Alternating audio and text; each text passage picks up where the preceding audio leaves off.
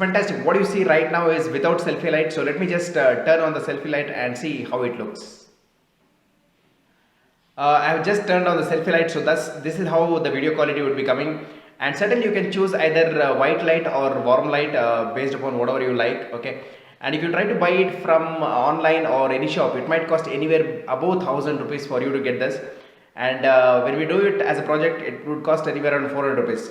So for me to do this, it took 400 rupees, and this is what I could get it done. So let me just show you how it is again. Okay, so this is how it is. So I hope this video is helpful. If you have not already subscribed to the channel, then please do subscribe. Thank you.